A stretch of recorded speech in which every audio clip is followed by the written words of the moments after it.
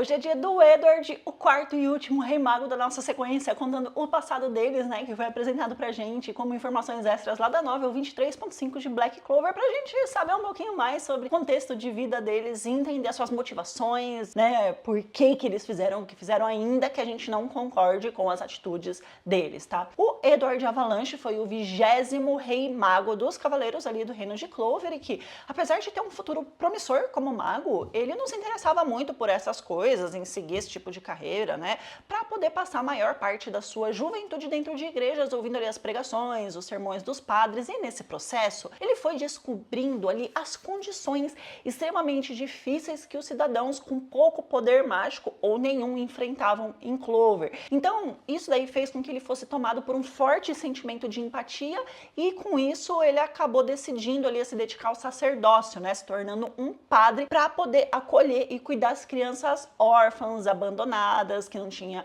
quem tomasse conta delas. Então, depois de 10 anos fazendo esse trabalho, né, e com a guerra contra Daimon ficando mais intensa, o orfanato que o Edward tinha fundado e no qual ele acolhia essas crianças foi brutalmente atacado pelo inimigo e todas as crianças que estavam lá morreram. Imagina como ficou a cabeça dele, né?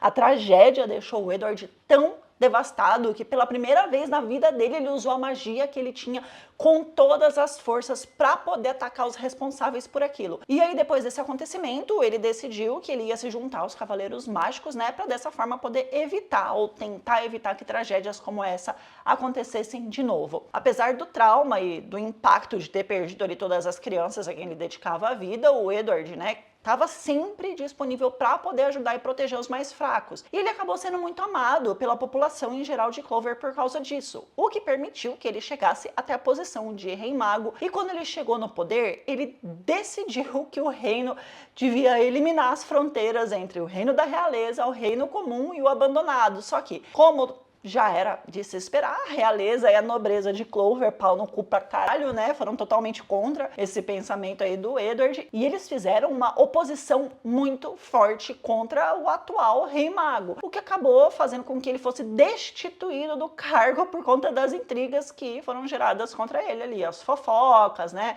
inventaram um monte de coisa, enfim. Toda essa junção de acontecimentos na vida dele fez com que ele perdesse completamente a fé em Deus. Olha só como a maldade humana pode destruir o psicológico de uma pessoa. E aí o que ele fez? Ele criou um grupo de resistência para poder se vingar da nobreza do reino, apoiado.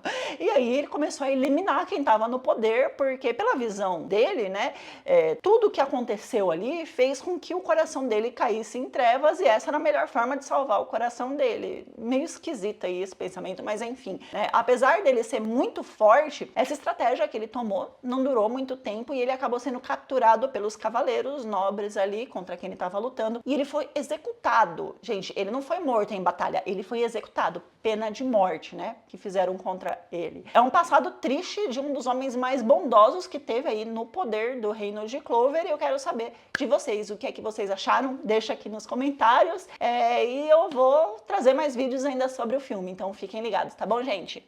Beijos, obrigada a todos vocês.